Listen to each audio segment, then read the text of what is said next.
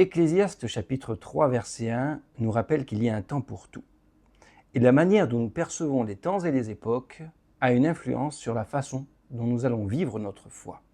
Autrement dit, se tromper de temps et ne pas discerner l'époque à laquelle nous vivons, dans laquelle nous nous trouvons à l'intérieur de l'agenda divin, peut avoir des conséquences.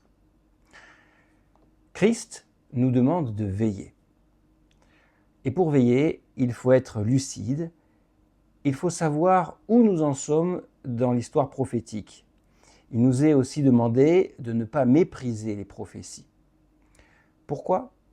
Eh bien parce que justement, pour que nous restions éveillés, il nous faut être capables de discerner et de comprendre le plan divin, de nous positionner correctement face à ce plan. Beaucoup de croyants aujourd'hui, malheureusement, ne discernent pas ces choses. Ils se disent souvent, de toute façon, on verra bien quand ça arrivera, comme une sorte de fatalité. Souvent, ils s'appuient sur ce verset de l'Évangile selon Matthieu, au chapitre 24 et au verset 36, qui nous dit « Quant à ce jour et à cette heure, personne ne les connaît, ni les anges, ni le Fils, mais seulement le Père. » Et donc, dans cette logique, pas la peine de chercher, puisque personne ne sait, pourquoi s'y intéresser ?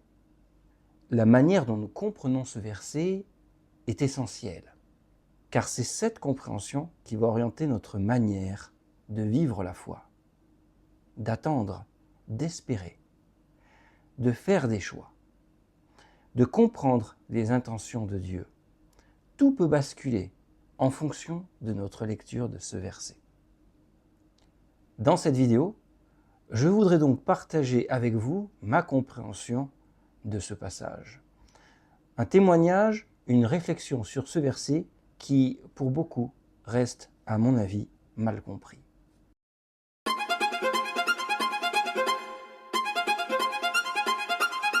Pour commencer, il est important de comprendre le contexte de ce verset, les tenants et les aboutissants.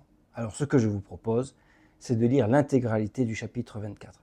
Oui, je sais, c'est un peu long, mais franchement, ça vaut le coup pour bien comprendre. Donc, je vais prendre la version Osterwald pour lire ce chapitre de l'Évangile selon Matthieu, chapitre 24, et donc à partir du verset 1. Comme Jésus sortait du temple et qu'il s'en allait, ses disciples vinrent pour lui faire considérer les bâtiments du temple. Et Jésus leur dit : « Ne voyez-vous pas tout cela ? Je vous dis en vérité qu'il ne restera ici pierre sur pierre qui ne soit renversée. » Et s'étant assis sur la montagne des Oliviers, ses disciples vinrent à lui, en particulier, et lui dirent : « Dis-nous quand ces choses arriveront, et quel sera le signe de ton avènement et de la fin du monde ?»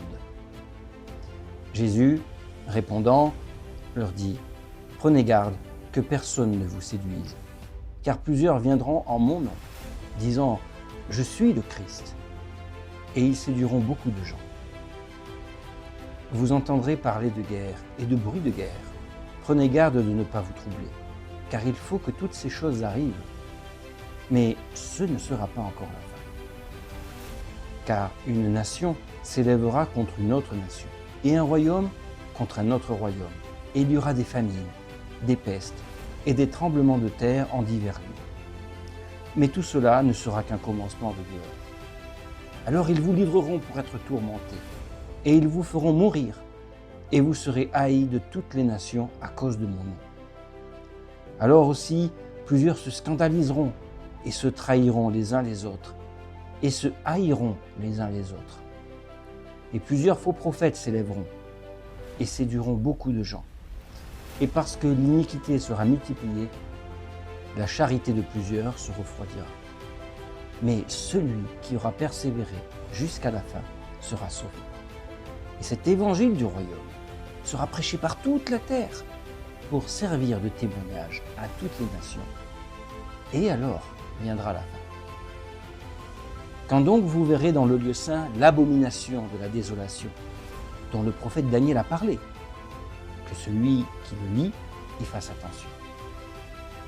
Alors que ceux qui sont en Judée s'enfuient aux montagnes, que celui qui sera en haut de la maison ne descende point pour emporter quoi que ce soit de sa maison, et que celui qui est au champ ne retourne point en arrière pour emporter ses habits. Malheur aux femmes qui seront enceintes et à celles qui allaiteront en ces jours-là.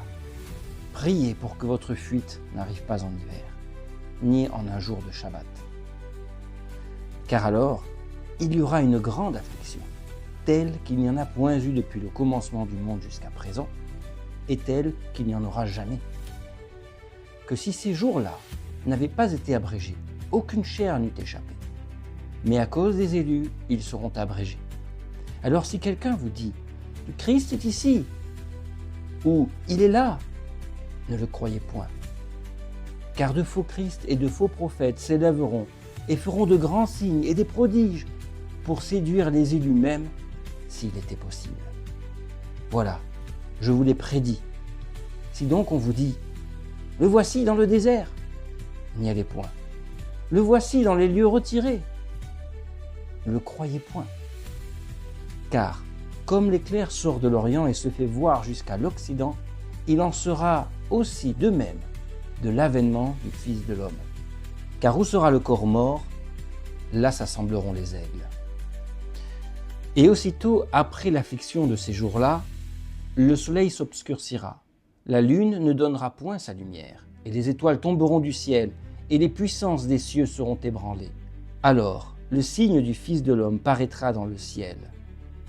Alors aussi toutes les tribus de la terre se lamenteront, en se frappant la poitrine, et elles verront le Fils de l'homme venant sur les nuées du ciel, avec une grande puissance et une grande gloire. Il enverra ses anges avec un grand éclat de trompette, et ils rassembleront ses élus des quatre vents, depuis un bout des cieux jusqu'à l'autre bout. Or, comprenez la similitude prise du figuier. Quand ses rameaux sont tendres et qu'ils poussent des feuilles, vous connaissez que l'été est proche.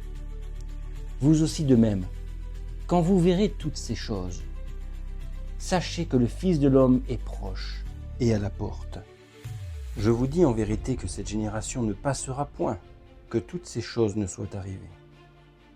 Le ciel et la terre passeront, mais mes paroles ne passeront point. Pour ce qui est du jour et de l'heure, personne ne le sait, non pas même les anges du ciel, mais mon Père seul. Mais, comme il en était au jour de Noé, il en sera de même à l'avènement du Fils de l'homme. Car de même qu'au jour d'avant le déluge, les hommes mangeaient et buvaient, se mariaient et donnaient en mariage, jusqu'au jour où Noé entra dans l'arche. Et qu'ils ne connurent rien jusqu'à ce que le déluge vînt et les emporte à tous. Il en sera de même à l'avènement du Fils de l'homme. Et voici pour la lecture de Matthieu chapitre 24. On va prendre un petit peu de temps pour comprendre le contexte de ce chapitre. Donc Jésus sort du temple et les disciples lui disent, considèrent le temple de Jérusalem, les bâtiments, et Jésus leur fait la remarque qu'il ne va pas rester pierre sur pierre.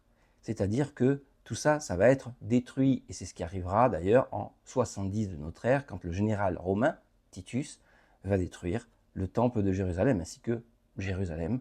Et bien à la suite de cette guerre, tout le peuple juif va être dispersé et la nation d'Israël va cesser d'exister.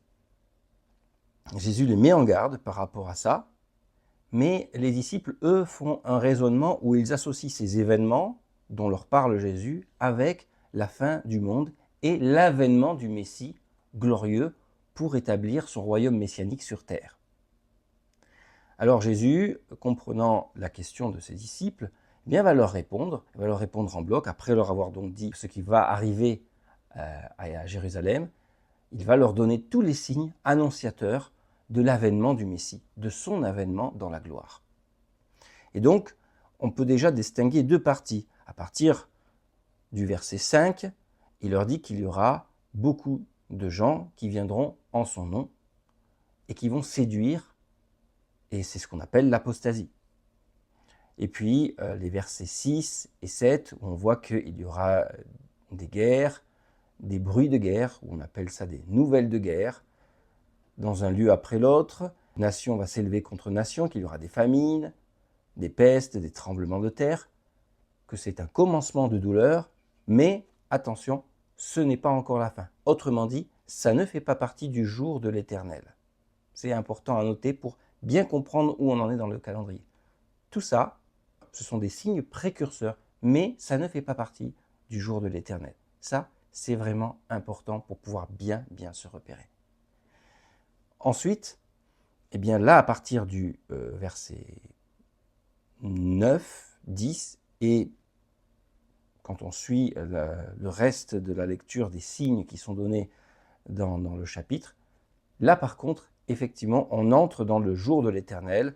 Notamment, on voit que l'iniquité va se multiplier, mais que celui qui aura persévéré jusqu'à la fin sera sauvé. Donc pour pouvoir persévérer jusqu'à la fin, c'est que là, forcément, on est déjà entré dans le jour de l'Éternel. Pareil, au verset 14, où l'évangile du royaume, qui va donc bientôt être établi, sera prêché à ce moment-là, en témoignage pour toutes les nations, et alors viendra la fin. Donc là, effectivement, on arrive à la fin, c'est-à-dire au moment où Christ va revenir en gloire. Aujourd'hui, beaucoup considèrent Matthieu 24 comme un passage symbolique déjà accompli, notamment en l'an 70, quand il y a eu cette fameuse destruction, et ils voient bien le chapitre comme étant chargé de symboles, de symbolisme. Si tel était le cas, eh bien plusieurs problèmes se posent. Premièrement, les événements décrits en Matthieu 24 sont très puissants, très marquants. Rien dans le texte ne permet de faire comprendre que c'est un style symbolique auquel on se réfère. Au contraire, c'est plutôt direct et factuel. Deuxièmement, Jésus dit qu'il reviendra. Ce sera un événement visible aux extrémités de la terre, de l'Orient à l'Occident. Il ne s'agira pas d'un phénomène discret ou symbolique, mais plutôt universel et contournable. D'ailleurs, même les méchants ne pourront pas l'ignorer. L'Apocalypse, le premier chapitre de l'Apocalypse dit d'ailleurs qu'ils vont le reconnaître, cet événement, et se lamenteront, se frapperont la poitrine. Donc si on prétend que cet avènement a eu lieu en 70, on devrait alors logiquement conclure que même les impies auraient dû reconnaître la venue du Messie à ce moment-là, et manifestement, bien, ce n'a pas été le cas. Troisièmement, eh bien, tout au long de ce chapitre, Jésus fait référence à des éléments concrets. La géographie de Jérusalem, la Judée, et même le Shabbat. Par exemple, il dit « Priez pour que votre suite n'ait pas lieu en hiver, ni un jour de Shabbat ». Pourquoi aurait-il parlé de Shabbat et de Judée si ces paroles devaient être prises symboliquement, alors que Jérusalem allait être bientôt détruite et les Juifs dispersés parmi toutes les nations? Ça n'aurait pas eu de sens puisque de toute façon, bien, la nation allait être totalement éparpillée. Donc se référer à des symboles comme le Shabbat à ce moment-là n'aurait pas eu de sens. Effectivement, si tout était accompli et que Dieu n'avait plus aucune alliance avec Israël, s'il avait rompu cette alliance, alors à ce moment-là, pourquoi Jésus parlerait au futur de symboles tels que le Shabbat? Ce serait totalement hors de propos. D'ailleurs, faisons une petite parenthèse. Je crois que vu les temps qui courent, c'est mieux de faire cette parenthèse.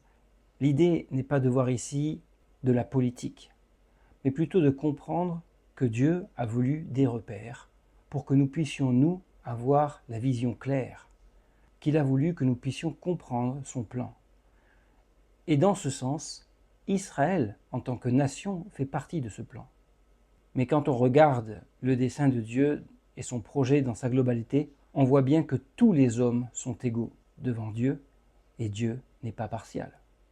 Enfin, l'ensemble du discours de Matthieu 24 conduit naturellement vers un but précis, l'avènement du Fils de l'homme, du Christ, du Messie, de Jésus. Et son retour bien doit aboutir à un règne visible, palpable. Or aujourd'hui, ce règne messianique, qui est visible, n'a pas encore établi. Le temps des nations est toujours en cours. On voit bien que ce sont des nations qui dominent le monde et non pas le royaume messianique. D'ailleurs, quand on prie pour que son royaume vienne. Pourquoi prierait-on pour un royaume pour la venue de ce royaume s'il était déjà là. Si on réduit ces prophéties à de simples symboles déjà accomplis, alors il devient impossible de faire la différence entre le royaume messianique et les royaumes actuels des nations. Cela va clairement à l'encontre de tout le message de ce chapitre. Donc résumons-nous, Matthieu 24 nous donne une vision d'ensemble qui nous permet d'apprécier l'époque quant à la venue de Christ pour établir son royaume. Ces événements constituent des signes de retentissement mondial qui sont tangibles, qui sont palpables, et dont l'épicentre est la nation d'Israël. Maintenant que nous avons vu tout le contexte, donc on a bien déterminé ce qui constitue les signes précurseurs, avec les guerres, les nouvelles de guerre, les tremblements de terre. D'ailleurs, les tremblements de terre, petit aparté là-dessus, beaucoup pensent que ce sont, puisque c'est maintenant que ça se passe, qu'on fait référence à des tremblements de terre naturels. Personnellement, cela me semble être bien plus probable qu'ils se réfèrent, en plus dans un contexte de guerre, aux bombes. Si on devait décrire au 1er siècle bien l'effet d'une bombe, on décrirait un tremblement de terre. N'oublions pas que la Bible n'a pas été écrite que pour nous aujourd'hui, mais elle a été écrite à travers les siècles et pour être comprise à travers les siècles. Donc la meilleure manière de décrire l'effet d'une bombe, c'est un tremblement de terre, parce que l'effet d'une bombe, les dommages que cause une bombe, sont semblables aux dommages que peuvent causer un tremblement de terre. Il n'est donc pas étonnant que Jésus utilise ce vocabulaire pour faire comprendre à travers les siècles les signes précurseurs qui nous concernent aujourd'hui. Et c'est à nous, grâce à la perspicacité, de comprendre ces choses-là. Maintenant, focalisons-nous sur le verset 36. La première remarque est que le verset nous parle du jour et de l'heure, pas du mois, pas de l'année, et encore moins de l'époque. Sinon, pourquoi aurait-il donné autant de signes pour l'identifier ? Maintenant, en prenant le contexte, Jésus parle dans son état d'humain avant sa glorification. À ce moment-là, il n'a pas encore donné sa vie comme rançon.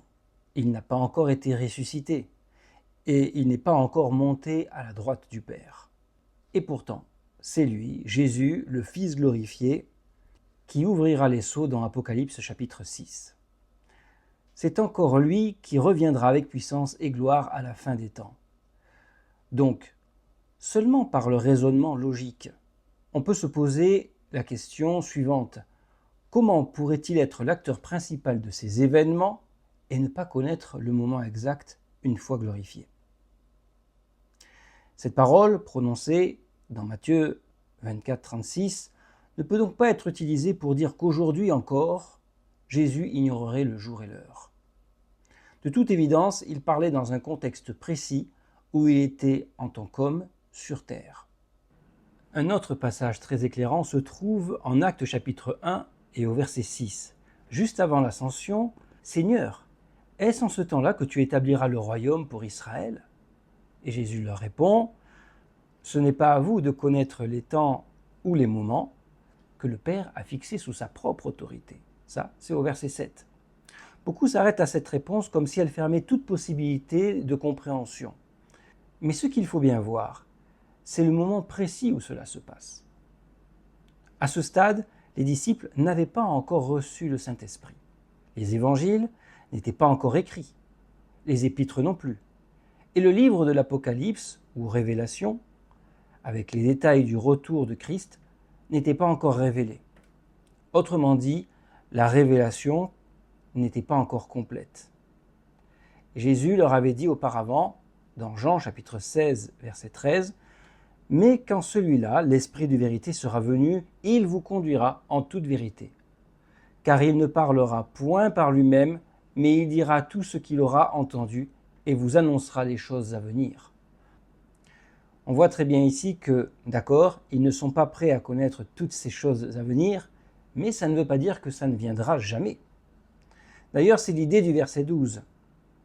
Jésus dit « J'ai encore plusieurs choses à vous dire, mais elles ne sont pas encore au-dessus de votre portée. » En fait, Dieu veut nous révéler ses secrets. La parole l'affirme clairement. Car le Seigneur, l'Éternel, ne fait rien sans en avoir révélé son secret à ses serviteurs les prophètes, selon Amos chapitre 3, verset 7.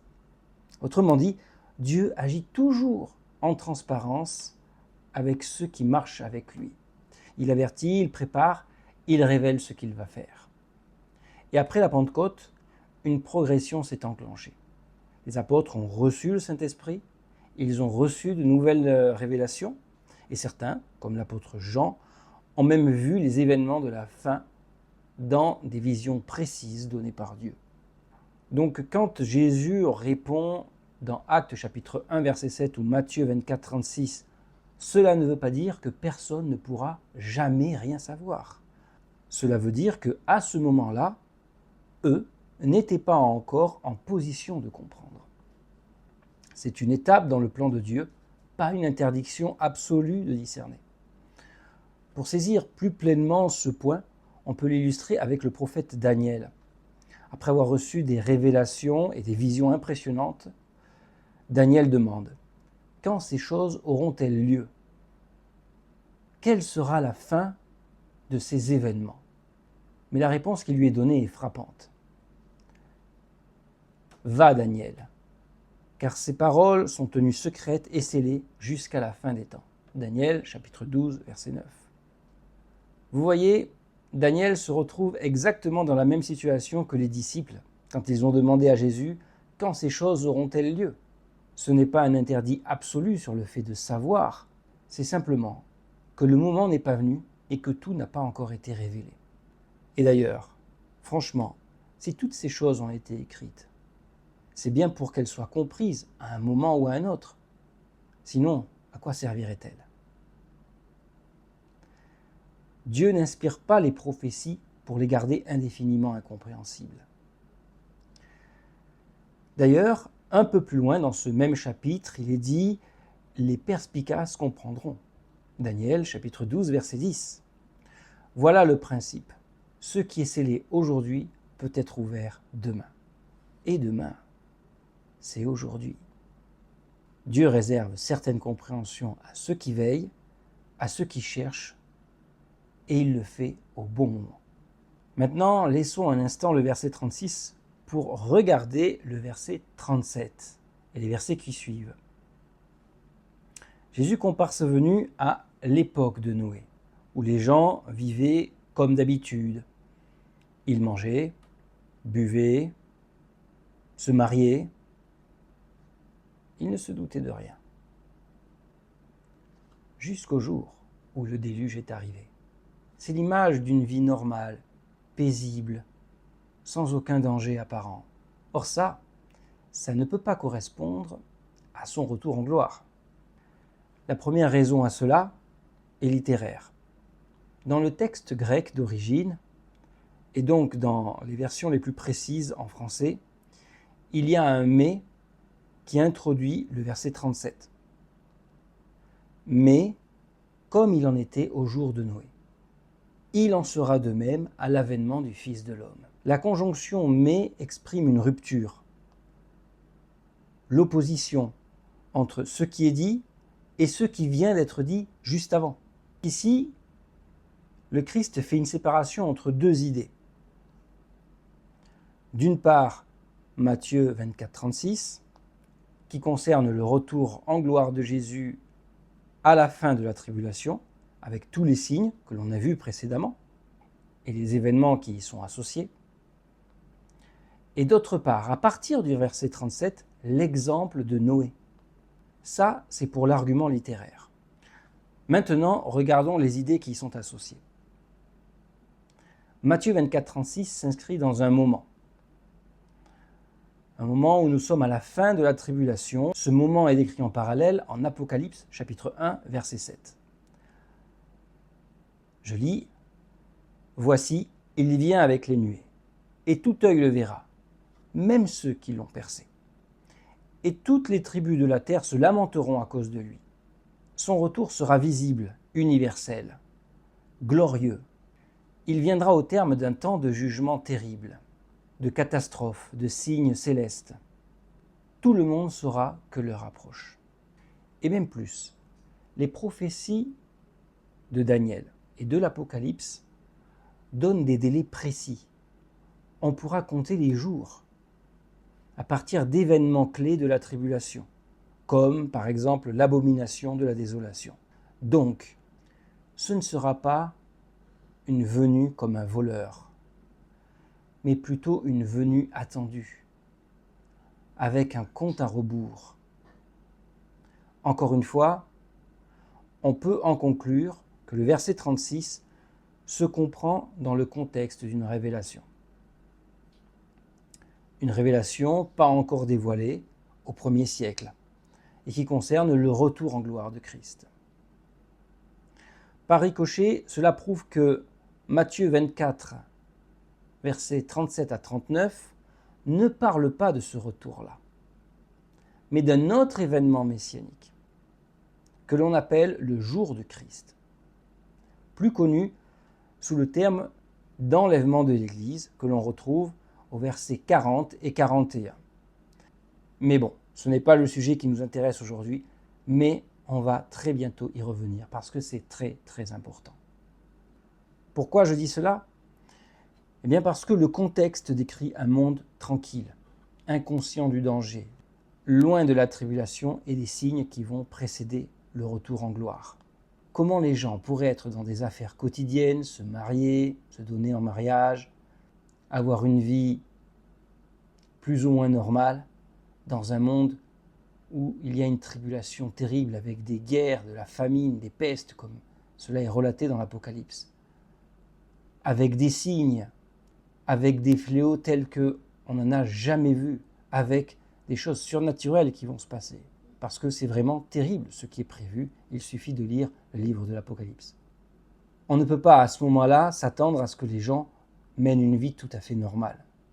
Et pourtant, l'exemple de Noé nous fait comprendre que, à ce moment-là, les gens vont mener une vie normale. C'est bien donc qu'il y a deux événements séparés. Et cet événement correspond à un autre moment, avant les jugements visibles. Un moment où le monde dort, où on a une vie à peu près normale, justement. Mais où ceux qui veillent, eux, peuvent discerner les choses avant qu'elles n'arrivent. Et ils peuvent discerner que quelque chose approche. Revenons un instant à ce que Jésus dit juste avant. Au verset 36, « Quant à ce jour et à cette heure, personne ne les connaît, ni les anges, ni le Fils, mais seulement le Père. » Ce verset parle bien de son retour en gloire. Mais il faut le replacer dans son contexte. Jésus s'adresse à ses disciples au 1er siècle, à une époque où la révélation prophétique n'était pas encore complète. À ce moment-là, la date n'était pas connue, pas même du Fils dans son humanité. Mais plus tard, quand les événements de la tribulation commenceront, avec les signes, avec les délais prophétiques annoncés, ce verset ne s'appliquera plus de la même manière. Car à ce moment-là, il sera, à défaut de connaître exactement le jour et l'heure, on pourra connaître l'époque, voire même le mois. Pour finir cette vidéo sur Matthieu 24, 36, j'aimerais que l'on prenne ensemble l'exemple de Noé, un exemple fait pour nous aujourd'hui. Ce n'est pas un hasard si Jésus parle de lui juste après avoir évoqué ce jour et cette heure. Il donne le modèle pour ceux qui vivront avant la tribulation, c'est-à-dire aujourd'hui, tout comme Noé a vécu avant le déluge. Noé n'a pas été surpris par la catastrophe. Il n'a pas été pris au dépourvu. Pourquoi ? Parce qu'il avait reçu des instructions précises, une mission claire, construire un arche. Chaque jour qu'il passait, il était capable de mesurer l'avancement de son travail. Et c'était en voyant où il en était, en étant attentif à ce qu'il faisait, qu'il pouvait discerner que le jour approchait. Il était attentif, il observait, il discernait. Et à la fin, Dieu lui-même lui a dit exactement quand entrer dans l'arche. C'est exactement pareil pour nous aujourd'hui. Nous avons reçu des instructions claires, précises. Veiller, se tenir prêt, être vigilant. Et aujourd'hui, nous avons tout ce qu'il nous faut pour ça. La révélation complète, toute la Bible, toutes les prophéties. elles ne sont pas là pour décorer nos étagères. Elles ont été écrites pour nous. Plus précisément, en ce qui concerne les prophéties qui doivent s'accomplir aujourd'hui, pour notre génération. Le Seigneur, l'Éternel, ne fait rien sans en avoir révélé son secret à ses serviteurs les prophètes. Souvenons-nous. Ces secrets sont désormais révélés. Ils sont là, consignés dans l'Écriture. Les signes, eux aussi, sont là. Le cadre général de ce monde qui précède les prophéties contenues dans l'Apocalypse est au complet. Alors ne restons pas dans la confusion. Ne soyons pas de ceux qui détournent les yeux sous prétexte que personne ne sait ni le jour ni l'heure. Ce serait une erreur, à mon avis, grave. Ce verset, mal compris, a paralysé trop de croyants. Au contraire, aujourd'hui plus que jamais, il nous faut redoubler d'attention, redoubler de lucidité. Car tout est là, et Dieu veut que nous le sachions. Il veut que nous comprenions. Il veut que nous soyons prêts. Merci d'avoir pris le temps de m'écouter. C'était mon témoignage. Si cela vous a plu, si vous trouvez que c'est intéressant, vous pouvez le partager. Que Dieu vous bénisse et que Dieu bénisse votre démarche en quête de la vérité.